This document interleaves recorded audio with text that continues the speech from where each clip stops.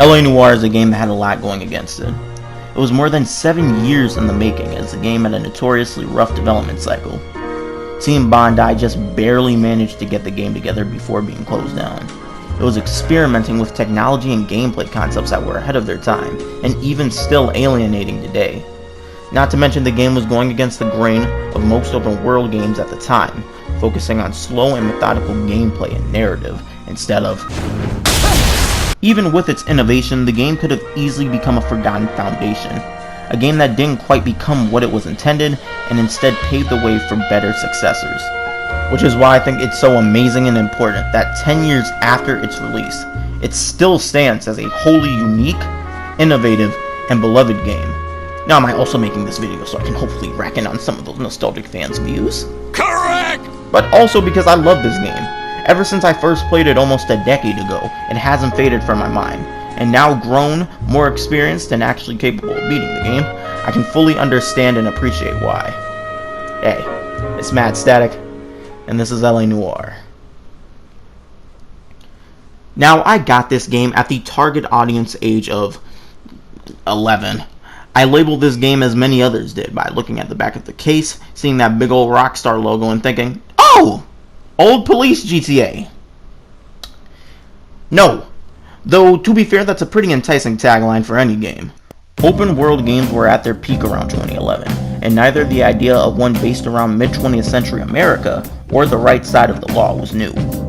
Both of those ideas together, however, that was something.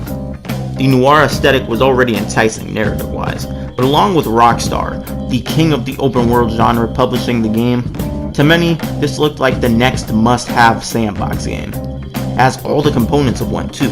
The guns, the cars, the big city to do with as you please. These elements are all present, but in the grand scheme of what LA Noire actually is and accomplishes, these core mechanics of the genre are inconsequential, even lowering the experience's quality at its worst. Let's start with the first necessity of any open world game. An open world. The recreation of 1940s Los Angeles is kind of sad when things are said and done. It's amazing the painstaking research and detail that must have gone into putting this place together, a place that doesn't even exist anymore. Every building, every piece of clothing, every billboard advertisement, and those cars. All of it transports the players to another time and place seamlessly. Do I even need to explain how good this game looks right now? Okay, I might have to later, but the point is, all of this beauty goes into a world that can't really be explored meaningfully. This is a problem that many free-roam games of this nature face, implementing meaningful ways for the players to interact with these gargantuan playgrounds. But the problem isn't as simple as, it needs more to do. Now, this isn't the type of game that would benefit from the Ubisoft put 100 objectives over the map tactic.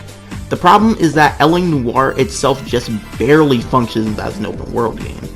I wouldn't be surprised if there were a lot of players who never even knew this game had a free roam mode to begin with. Now, I know it's weird to talk about the game's extra modes before I get to talking about the actual gameplay, but I feel like this mode is what many, myself included, expected of LA Noire at first. And pointing out firstly how the mechanics utilized in this don't work on their own is important to then noting what makes it all come together and what makes this game in general so impressive. The Streets of LA is the game's free roam option, where you can take to the world and do whatever cops do when they're not doing anything.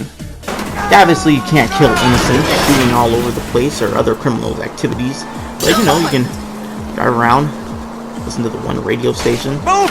Despite your character being super uptight, strict, and even starting out as a traffic cop no less, you're allowed to commit almost every vehicle violation possible.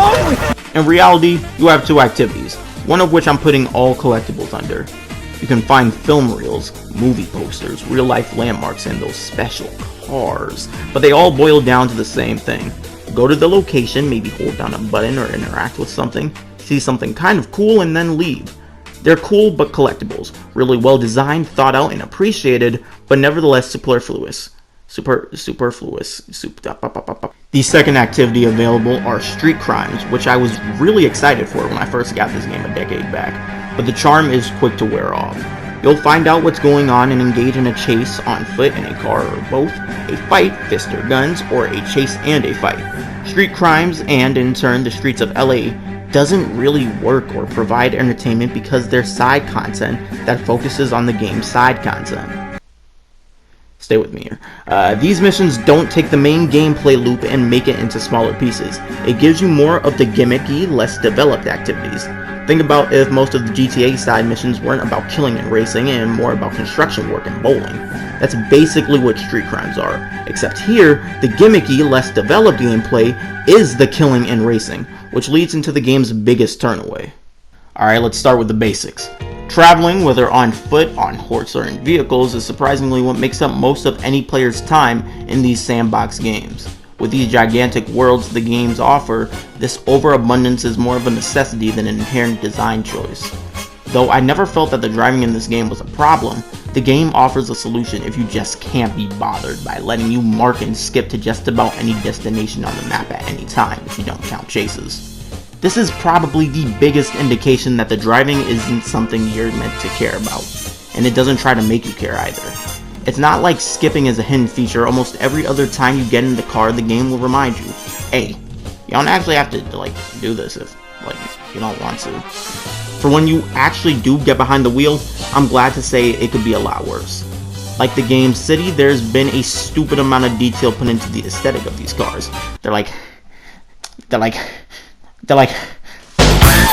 They look very nice, and unlike the City, you have plenty of chances to just mess around with these things. The actual controlling of the cars aren't that bad either. Obviously, you're not hitting the freeway at 150 miles per hour in a rocket supercar, but it's also not fixated on realistic interpretation that forces stiff and challenging control. I'm not dying to do races or this game's chases, but I think it hits this comfortable stride where it's just perfectly fine.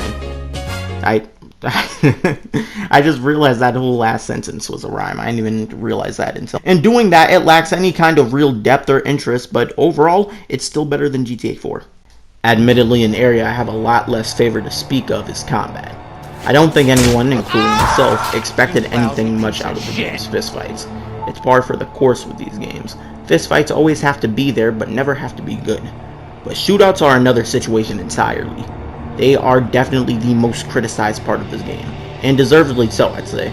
It has no depth beyond cover, shoot, die, or kill, and even that feels stiff and joyless. These never actually feel like fights you're involved in, and instead more like glorified QuickTime events. And the craziest part is, that's almost okay. Because essentially that's what they are. Loosely guided set pieces that serve to break the slow pace of the actual gameplay loop and add tension to the set of events in the narrative. And they do that well. They show up rarely enough at the start of the game that they're welcome encounters. Again, the game's not even trying to trick you into caring. There's little variety in weapons, you can skip the fight if you die 3 or more times, there isn't even a display for how much ammo you have. You are not meant to care about this. But even from this perspective, there are 2 gaping issues. First of all, the shootouts may work in the setup of the campaign, but on their own, specifically in Street Crimes, they don't hold up at all. They're still shallow and are a big part of why the game can't be enjoyed as an open world experience. The second problem being that the later parts of the main story are flooded with them.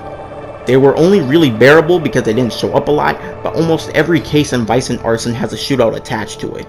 And that's when its bare bones nature becomes less excusable. It's just not very good at all.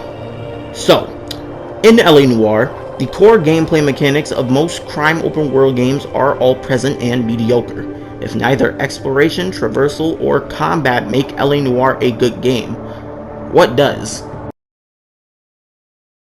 Yeah! I think the idea behind LA Noire's less developed gameplay was to have typical open world elements alongside the game's main gameplay loop, investigations. These have you going to crime scenes, looking around for clues and talking to people, and with the way LA Noire's gameplay is set up, it's not at all hard to imagine this working. In between the game's big cases, you could roam around and find collectibles, take on street crimes with some drastically improved shooting, and maybe even take on smaller cases. Short side investigations taking only a few minutes with small crime scenes that lead to short conclusions. Other open world games have done this, but none with the investigation mechanics of this game. It's a simple idea, but then again, this game barely got made. It sucks that they couldn't exactly nail those elements the way they probably wanted to, because if they had, LA Noire would be an open world experience alongside some of Rockstar's own giants. The game's still a classic for a reason, and that's because of the things it got right. Now, when video games implement some kind of investigation mechanic, It's usually going to be as a narrative device, a means to interactively tell the story and explain what's going on.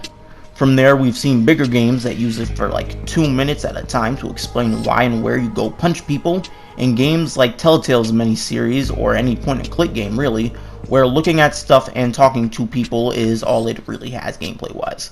That's not a knock at these games, of course, just that this type of gameplay is never really ever used meaningfully. And when it is, it's because gameplay itself isn't a focus. The game's usually a narrative-driven experience. While LA Noire is exactly that, the investigative gameplay isn't a crutch.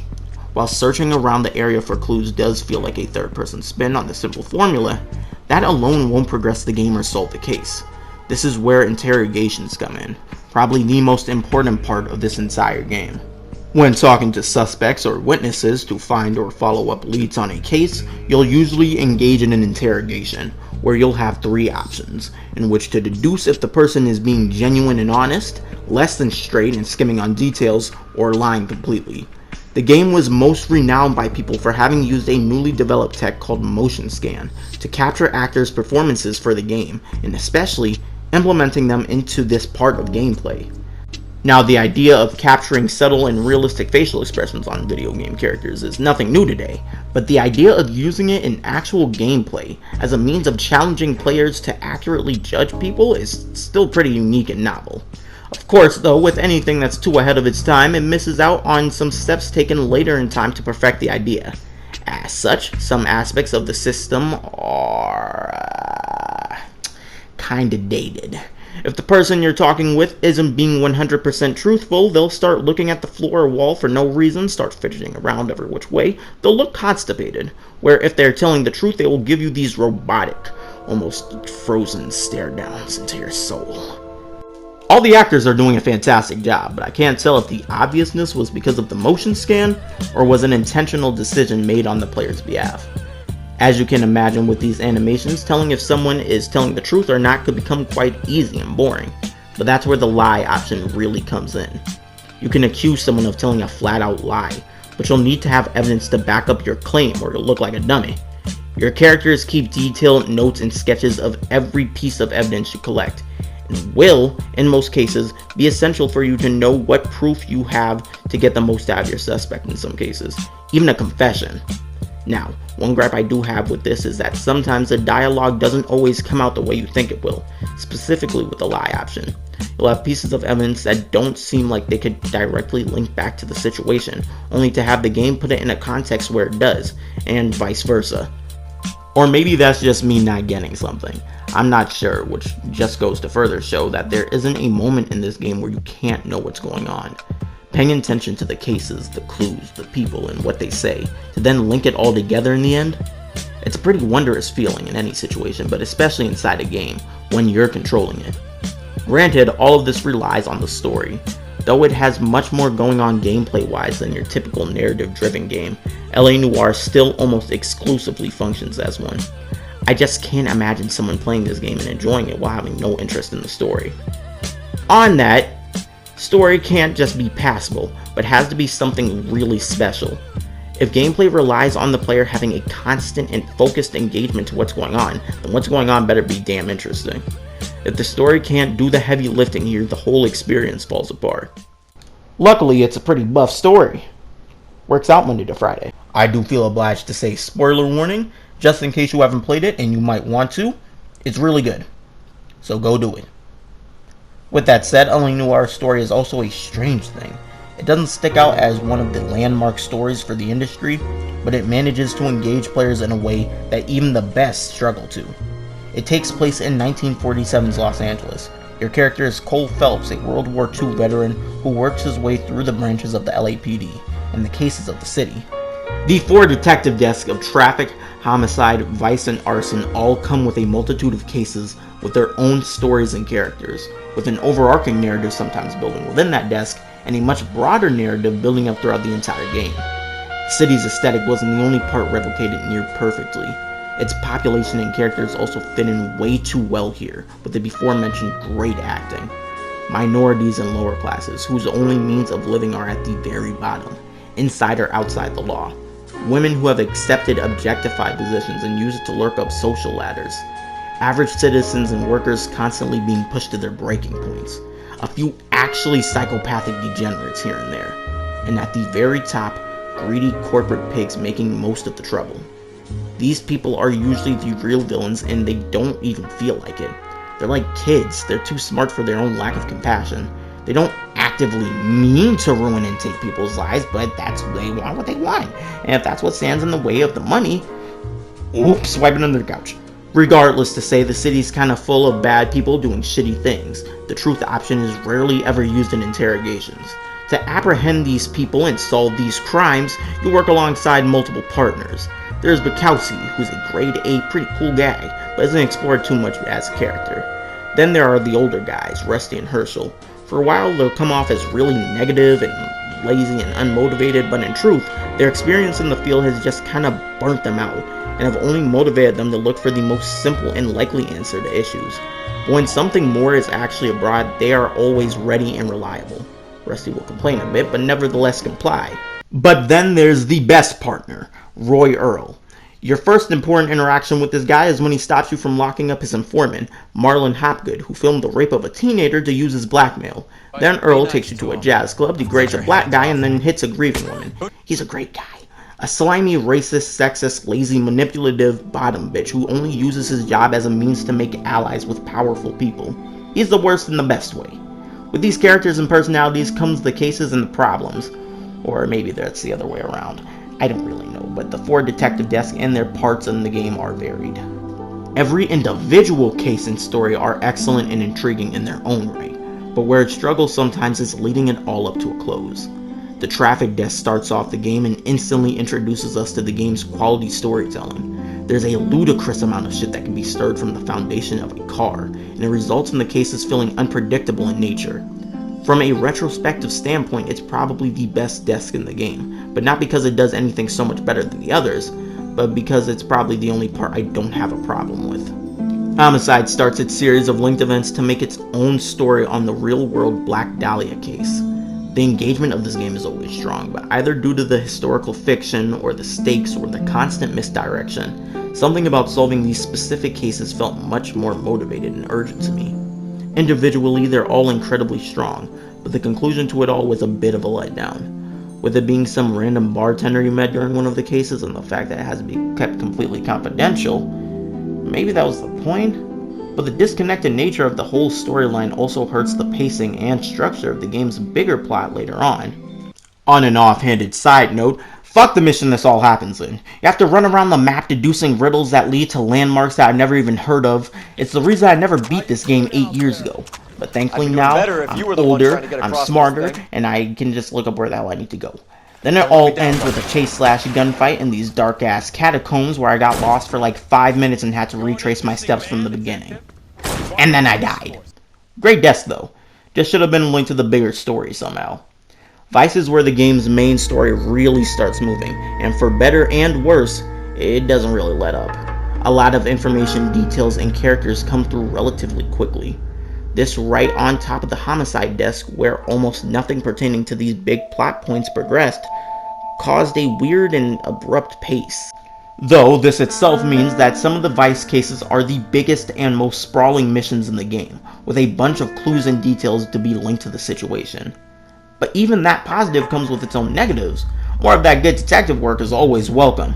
However, more of that stale-ass shooting actually started to hurt the experience, as almost every mission on the desk was featuring at least one or more big shootouts. Not just like a few goons, I'm talking like warehouses full of them. This is where the flaw of the shooting mechanics went from a small and slight inadequacy to a truly hurtful flaw.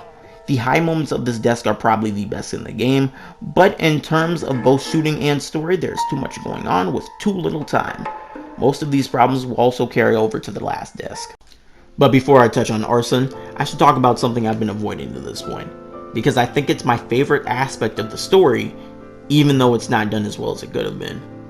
You see, there's this one character in the game who is especially interesting and bizarre from the seat of the player. In this exact game where you're going around solving huge mysteries and cold cases, the man you're doing this all as is the biggest enigma of all. While Cole Phelps seemed to be enough of a decent character and cop, a bit of a dick sometimes but still good-hearted, It was always a bit concerning how little about Cole's life beyond his job in wartime were actually presented to us. What we did know was that Cole was a super uptight, by-the-books Boy Scout who was always looking to completely crack open these cases, and he was ungodly good at it too. But as with many of these tightly put-together characters, there are always a few, shall we say, very important screws loose, if you know what I mean. Fucking adultery. Phelps admittedly attempts to do the right things. He honestly wants and strives for justice, but as the story unfolds on his character and takes us to different perspectives, the obsessive drive and strict conviction that made him somewhat admirable start to make him fiercely unlikable. It's disappointing to see some of the decisions he makes and the way he acts under pressure, but in a completely human and well-written manner. The characters in this game are all amazing, Roy Earl being my personal favorite, as a villain whose mere presence and personality is delightfully entertaining but still despicable. But there's always a special appreciation inside me for a protagonist specifically who's not just morally gray, but complex to the point of the audience questioning their own support and outlook on the character, while still wanting to follow them. I think LA Noire's Cole Phelps makes a valiant attempt at this type of character, and almost succeeds, but doesn't fully come together in the end. The final desk and the last few hours of the game are another few parts of LA Noire that see their fair share of criticism, even among fans. After Cole is exposed, he's demoted, defaced, and put on the arson desk. The cases here serve to reveal and wrap up the bigger storylines at play. Because of Cole's position, he's kind of on a leash, so we also start playing as Jack Kelso, one of Cole's war acquaintances for some of the last few cases. Gameplay and such stay more or less the same as Vice, but many have noticed how the pace of the game dramatically increases, even more than Vice's, as the larger main story starts to unravel while simultaneously wrap up. After this and that, we get to the ending. Jack Kelso follows up his remaining leads while Cole investigates the murder of Frank Fontaine. It's discovered that the person behind the recent string of house fires was another war mate of Cole's and Jack's, Ira Hogloom, I think I said that right, who operated a flamethrower during the war. Fontaine was his doctor, and used his fragile mind state to get him to set fire to the Matchstick House's Monroeville, and further his group's plans. Eventually, though, Ira came to some kind of sense, killed Fontaine, and then saved/kidnapped Princess Elsa. Haha, no, so funny. This all leads to a big climactic showdown with enemies inside the sewer tunnels. You get to the end, and instead of taking Ira in, Cole begrudgingly lets the case go, and allows Jack to put his comrade to rest. Everybody escapes the sewers except Cole, who stays behind to make sure everybody else gets out, and is washed away by the flood.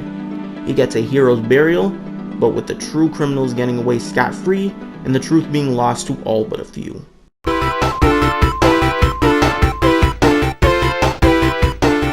Along with the last Black Dahlia case, the final mission of LA Noire is probably one of the only cases in the entire game I can say I actually didn't enjoy. Now, none of the narrative beats here are to blame for that, exactly, but let's start with the obvious. The shooting is at its absolute worst here. This is where it went from a truly hurtful flaw to a fucking annoyance. There are some investigative parts leading up to this and a pretty good chase directly prior, but this long shootout in the tunnel system is most of the mission. So, you know, that wasn't fun and definitely not how I wanted to spend the last portion of the game. They try to give you a flamethrower to make it more exciting, and I appreciate the thought, but it's actually more of a hassle than anything. But then there's the actual ending. Honestly, it's really bittersweet. It's not a happy ending in any regard, but it absolutely fits. My problem more so comes from the execution of it. It really does feel like they needed to hurry up and get this finished. Ira's situation, Cole's backstory, and death, the ultimate conclusion, they all feel like they should have had slow burns. Things that the audience has time within what's left of the story to accept, sit, and reflect on. But it all comes so suddenly and then just ends. It didn't feel like a deliberate shock. It felt like at this point they just really needed to hurry up and finish. So it's a good conclusion, just gone about too fast in my eyes. But my main issue is with the failed potential of Cole's character, like I mentioned. Even with the main narrative unraveling itself, I was much more fixated on finding out about who Cole really was. They were doing a great job at first, the way that he goes about the remaining cases after Vice, his conversations with Elsa and Herschel, and the switch in perspective to Jack Kelso. It all really helps to paint him in new lights. Some good, most bad. But it's all building on his character, and it feels like it's close to reaching a toppling point. Like there's about to be some huge blowout or breakdown with the character. That moment never comes. It just kind of fizzles out by the end. The whole story is like that, honestly, like a light bulb. While it's going, it burns bright with a rare few hiccups, but as it starts to come to an end, it starts fading and waning until it just kind of stops. But it's not enough to shatter or break the light bulb. It's a special story in a great many ways. So before I end this, I tried to fit this in earlier in the script, but I couldn't find a place to naturally go over the music of this game. The chimes and songs that play whenever you go into a crime scene or a chase, or especially the main menu's music. They're all equal parts eerie and classy and form something completely memorable. It's like this game. LA Noire is memorable. It's a game that should not be forgotten. Though, with the game going through hell and back to even get made, it didn't get everything down pat. I imagine the goal behind the gameplay decisions was to combine a point-and-click mystery adventure with an open-world police simulator, the problem being the latter's core concepts never evolved beyond the basics. But what this game does right is the former, along with setting up this ridiculously faithful realization of its setting, telling an uncanny, captivating, memorable story, and managing to be one of the few games that uses its playable nature to combine and service the story to present a narrative experience unlike any other. It's not perfect, it can't help but start slipping and sliding at the end, but most of this film noir that's been shaped into a game is nothing but quality. If you're looking for Police GTA, you're looking for disappointment, because this is not it. But if you're looking for one of the most unique and captivating gaming experiences of the last decade, or are a narrative gamer in any capacity, LA Noire is an absolute must-play. That's its importance, 10 years later. Thank you for watching.